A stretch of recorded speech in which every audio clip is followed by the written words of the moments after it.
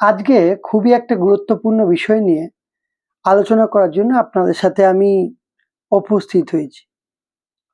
বেশ কয়েক মাস অর্থাৎ ৪ মাস মতন হয়ে গেল আমি আমার ইউটিউব চ্যানেলে কোনো রকম ভিডিও দিই না। লাস্ট যে ভিডিওটা দিয়েছিলাম সেটা অনেকটা ভিউ হয়েছিল, প্রায় ৫,০০০ লোক দেখেছিল। তারপরও আমি দিই না। প্রশ্ন কেন দিই না? কারণ হচ্ছে গিয়ে আমি যে একটা ভিডিও দিয়েছিলাম, যে ভিডিওটা হচ্ছে গিয়ে যদি একাদশ দ্বাদশ শ্রেণীর শিক্ষকরা নবম দশম ইন্টারভিউ দিয়ে দেয় তাহলে অনেক ক্ষেত্রে অনেক সমস্যা হতে পারে, সেই নিয়ে একটা ভিডিও দিয়েছিলাম। অনেকজন আমাকে বলেছিলেন যে স্যার আপনি আমাদের মোটিভেশনটাকে ডিমোটিভেট করে দিচ্ছেন। দু একজন বলেছিলেন, অবশ্যই কিছুজন। তখন আমি চিন্তা করলাম যে আমি যদি মানুষের ভালো না করতে পারি, খারাপটা তো অবশ্যই করা আমার উচিত নয়। তো আমি আর ভিডিও দেবো না, কারণ এটা তো আমার কাজও না। আমার শিক্ষকতা করা কাজ এবং কোচিং টোচিং চালাই, এগুলো আমার কাজ। যাই হোক, ওই জন্য আমি ভিডিও দিই না। কিন্তু আজকে একটা গুরুত্বপূর্ণ বিষয় নিয়ে আমি আলোচনা করব। বিষয়টি হচ্ছে গিয়ে আমরা সবাই জানি যে আজকে ডব্লিউবিপির একটা নোটিশ এসেছে। সেই নোটিশে লেখা রয়েছে যে 17% ওবিসি থাকছে না, ওবিসিটা কিন্তু 7% ধরেই হচ্ছে, অর্থাৎ ওবিসি এ ওবিসি বি কিন্তু থাকবে না। তো এর ফলে কি হবে যে ক্যাটাগরিটা আপডেটের একটা টাইম দিয়েছে। তো ক্যাটাগরি আপডেট করা যাবে, অর্থাৎ যারা ওবিসি ছিল তারা যদি ইডব্লিউএস এর যদি আয়তায় পড়ে তারা সেটা করবে। তো এইসব বিষয়গুলো নিয়ে ডব্লিউবিপি চলছে। এবার আমার আলোচনার বিষয়টি হচ্ছে স্কুল সার্ভিস কমিশন বা সেকেন্ড এসএলএসটি নিয়ে। এবার প্রথম প্রশ্ন, যে সেকেন্ড এসএলএসটিতেও কি 7 হবে না 7 হবে, এটা প্রশ্ন। আমাকে অনেকজন পার্সোনালি করেছিলেন বলে আমি বাধ্য হলাম ভিডিওতে আসতে। যে আমি এটা বরাবরই মনে করি বা মনে করতাম যে 7% ধরেই হয়তো এগোবে। কারণ শুনতে খারাপ লাগলেও বিজেপি হচ্ছে গিয়ে একটা হিন্দু প্রধান সরকার, ঠিক আছে, আমার পার্সোনালি মনে হয়। তো এখানে বেশিরভাগ ক্ষেত্রে ওবিসির মধ্যে যেখানটার এই গন্ডগোলটা চলছে, এইটা যদি বাদ যায় তাহলে মুসলিম কমিউনিটি অনেকটা বাদ যাবে সেখানে। সেটাই হয়তো, যাই হোক, আমি এখানে ধর্মের কোনো রকম এক্সপ্লেনেশন করতে আসিনি। যাই হোক, তো সুতরাং 7% হওয়ার কিন্তু সম্ভাবনা অনেকটা বলে আমার মনে হয়, বা হবেও। দেখবেন 7%ই হবে। যদি 7% না হতো তাহলে কিন্তু এতদিন এই যে নিয়োগ প্রক্রিয়াটা থেমে থাকতো না, সেটা কিন্তু এগিয়ে চলে যেত। তাহলে 7% হতে পারে। এবার 7% যদি হয়, এক্ষেত্রে বেনিফিট কারা পাবে এবং কোথায় প্রবলেম হবে এবং কাট অফটা কি হেরফের ঘটবে কিনা, বেশ কিছু প্রশ্ন আমাদের মনে ঘুরছে। তো প্রথম প্রশ্ন, যে অবশ্যই জেনারেলরা বেনিফিট পাবে। যে জেনারেলরা ডাক অলরেডি পেয়ে গিয়েছে তাদের বেনিফিটটা কিন্তু অনেকটা বেশি হবে। অর্থাৎ বলি, আমি যেমন জেনারেল ক্যাটাগরি থেকে ডাক পেয়েছি, বা আপনি যে জেনারেল ক্যাটাগরি থেকে ডাক পেয়েছেন, আমাদের নাম্বার কাট অফের থেকেও কিন্তু 1 নাম্বার বেশি রয়েছে, বা কারো নাম্বার 2ও বেশি রয়েছে। তাই কাট অফের থেকে যদি 1 নাম্বার বা 2 নাম্বার বেশি থাকে তাহলে তারা অলরেডি এগিয়ে রয়েছে।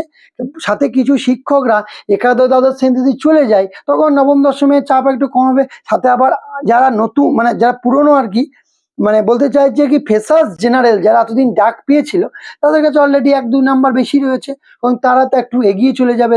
সিট যদি বেড়ে যায়, প্রত্যেকটা সাবজেক্টই সিট কিন্তু প্রায় 200-300 করে বেড়ে যাচ্ছে, বেশি যারা সিটগুলো ছিল আর কি। ভূগোল টোগোলগুলো তো 150-200 বাড়বে, বাংলাগুলো প্রায় 300 সিট বেড়ে যাচ্ছে। তো সিট যদি বেড়ে যায়, তো পুরনো যারা ডাক পেয়েছিলেন, পুরনো যারা, মানে অর্থাৎ এতদিন যারা ডাক পেয়েছে নতুন জেনারেল, তাদের তো অনেকটা বেনিফিট হবে। এবং কাট অফের প্রশ্ন, কাট অফ কি কমবে? অবশ্যই কাট অফ কিন্তু জমবে। যদি 1.6 এর যে রেশিওটা যদি সেটা মেনটেন না হয়, সেটা তাহলে নতুন করে আবার আবার আসবে, লিস্ট বের হবে। তো সেই ক্ষেত্রে আমি দেখতে পাচ্ছি যে অনেক সাবজেক্ট রয়েছে যেখানে 1.6 এর রেশিও কিন্তু মেনটেন হচ্ছে না। সেক্ষেত্রে কিন্তু নতুন করে আবার একটা ভেরিফিকেশন লিস্ট কিন্তু প্রকাশিত হবে এবং কিছু নাম অবশ্যই আসবে। এবার প্রশ্ন, কাট অফটা কতটা কমতে পারে? কাট অফ কিন্তু প্রত্যেকটা সাবজেক্টই কিন্তু মিনিমাম 1 নাম্বার কমবে, তবে ম্যাক্সিমাম 2, তবে 1 নাম্বার তো অবশ্যই কমবে। 1.5 কিন্তু কমতে পারে, এভারেজে ধরতে পারেন। তো এই যারা এতদিন ডাক জেনারেল থেকে পেয়েছে অলরেডি তাদের কাছে এক প্লাস রয়েছে। আবার যদি 1.5 বা 2 নাম্বার যদি কাট অফ কমে যায়, অর্থাৎ তারা কিন্তু এই নতুন যারা জেনারেল ডাক পাবে তাদের থেকে কিন্তু তারা অলরেডি 3 নাম্বার বা 2.5 নাম্বার বেশি রয়েছে। সুতরাং তারা ইন্টারভিউ যদি এভারেজ ইন্টারভিউও দেয় তারা কিন্তু অনেকটা বেনিফিট পাবে। এটা আপনি স্বীকার করেন বা নাই করেন, এটা বেনিফিট। যাই হোক, এবার প্রশ্ন যে স্যার, যে এই যে ওবিসি বাদ চলে যদি যায়, অর্থাৎ 7% যদি হয়, ওবিসি কাট অফ কমবে? অবশ্যই ওবিসি কাট অফ কমতে পারে, কারণ ওবিসির মধ্যে কিন্তু ওবিসি এবি মিশেছিল।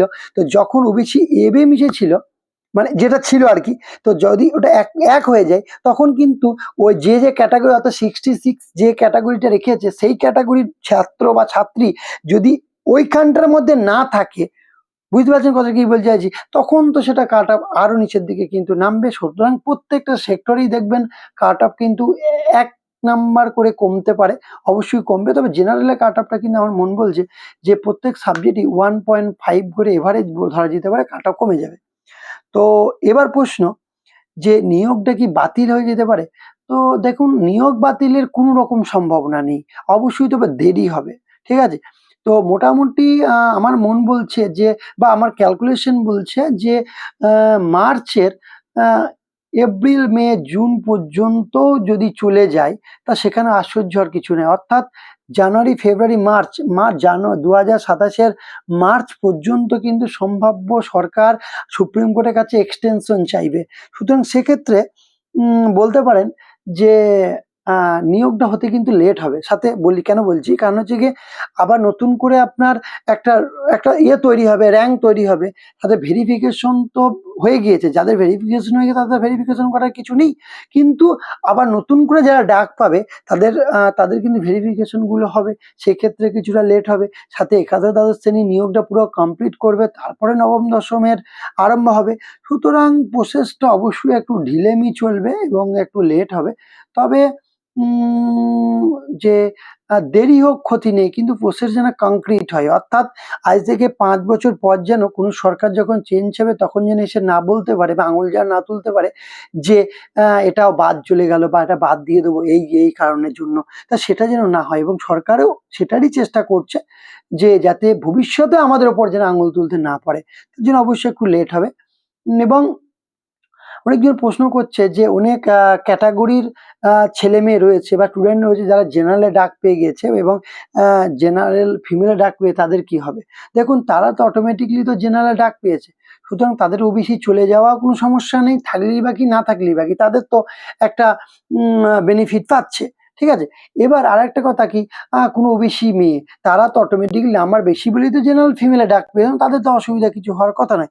এবার পুরো প্রসেসটার মধ্যে ওবিসিরা কিন্তু এই খারাপ ভাষা বলা উচিত হবে না, কিন্তু আজ ওরা বাঁশটা কিন্তু তারা খেলো। কেন বলছি কথাটা? কারণ পরীক্ষার আগে যদি তারা জানতো যে আমরা ওবিসি থাকবো না বা আমাদের ওবিসি হচ্ছে না, তখন তারা জেনারেল হয়ে যেত, এবং জেনারেল হয়ে গেলে তারা ইডব্লিউএস অ্যাপ্লাই করতো, এবং ইডব্লিউএস যদি তারা অ্যাপ্লাই করতো তা তাদের যে ওবিসির যে কাট অফ, তাতে ইডব্লিউএস এর কাট অফ কম, সুতরাং তারা ক্ষেত্রে বেনিফিট তারা অলরেডি পেত।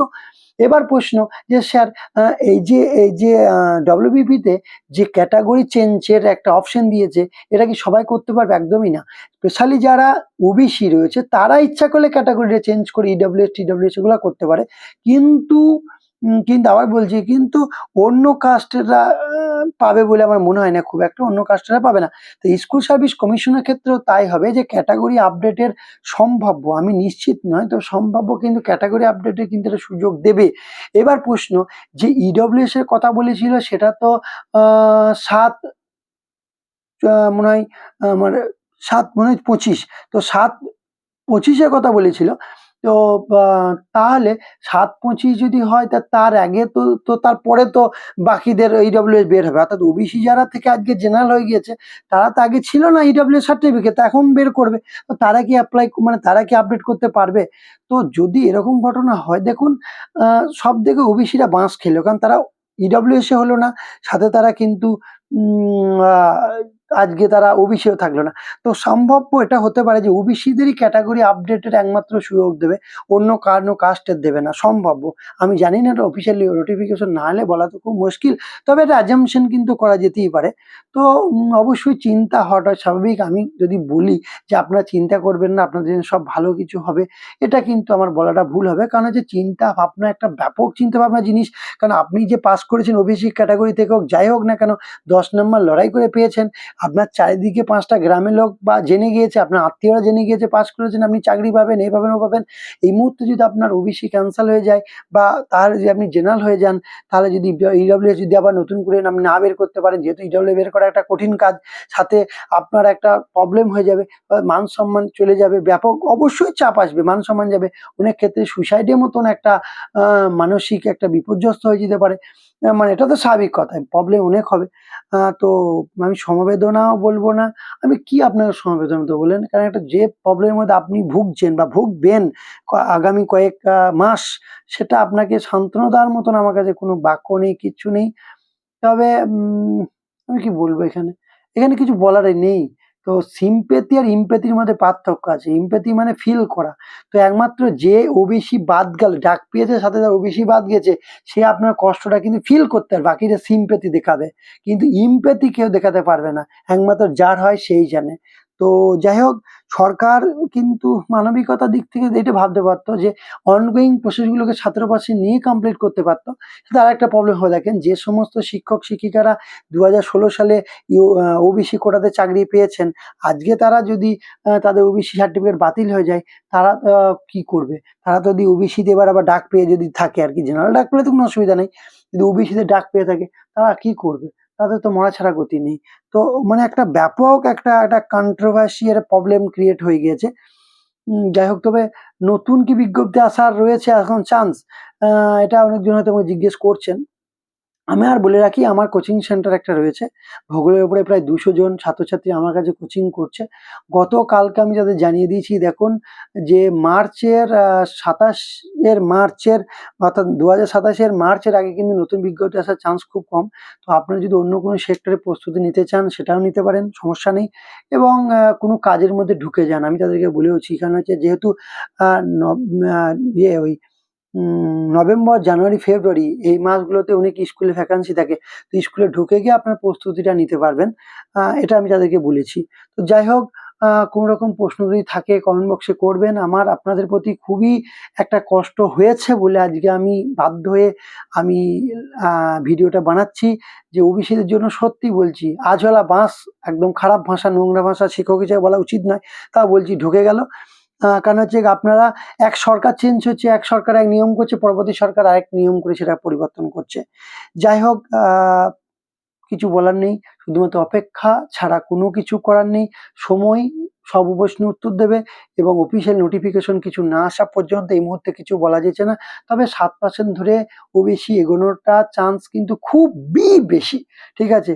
আমার অনেক ভালো, ভালো শিক্ষক, ভালো, ভালো জন আমি জানি, চিনি আপনাদেরকে, অনেকজনকে যারা ওবিসি ক্যাটাগরি ডাক পেয়েছেন, 10 নম্বর লড়াই করে ডাক পেয়েছেন, ভালো, ভালো নাম্বার পেয়েছেন। তো তাদের জন্য সত্যিই বলছি, আমার মানসিকভাবে আমি খুবই একদম আপনাদের জন্য আমার কষ্ট হচ্ছে বলে আমি বাধ্য হয়ে এসেছি ভিডিওটা বানাতে। যাই হোক, আমি এটা বলব না যে সাবস্ক্রাইব করুন, লাইক করুন, কমেন্ট করুন, আমি কিচ্ছু বলব না। কারণ আমার ভিডিওটা বানানো দিয়ে টাকা ইনকাম করার কোনো রকম ইচ্ছা নেই, কিচ্ছু নেই। আপনাদের ভালো না করতে পারি, খারাপ আমি কখনোই করব না, চাইবো না। অনেকজনের মনোবল আমি আগেই হয়তো ভিডিওতে ভেঙে দিয়েছিলাম হয়তো। ওই জন্য হয়তো আমি আর ভিডিও বানাই না। আমি ভালো থাকবেন, সুস্থ থাকবেন, এবং কোনো রকম খারাপ স্টেপ জীবনে নেবেন না, এবং মানসিকভাবে একটু স্ট্রং থাকুন। এটুকুই বলবো। কারণ হচ্ছে আপনার চাকরি অবশ্যই দরকার জীবনে, চাকরিটা একদম দরকারি। এই সমাজে বাঁচতে গেলে, মান-সম্মান পেতে গেলে, আপনার ট্যালেন্ট হতে গেলে। তো আবার নতুন করে পড়াশুনো করে পাস করা খুবই কষ্টকর, আমি এটা জানি। তো বাকিটা ভাগ্য বলে তো জিনিস রয়েছে একটা, ভাগ্যটা তো আর কেউ সঙ্গে নিয়ে যেতে পারবে না।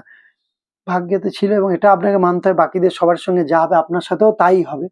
যাই হোক, ভালো থাকবেন, সুস্থ থাকবেন। কোনো রকম খারাপ কাজ করার আগে চিন্তা ভাবনার, মা-বাবার কথা চিন্তা ভাবনা করবেন। মানসিকভাবে ভেঙে পড়ার আগে মা-বাবার কথা চিন্তা করবেন। চাকরি যাদের নাই তারা কি বাঁচে না?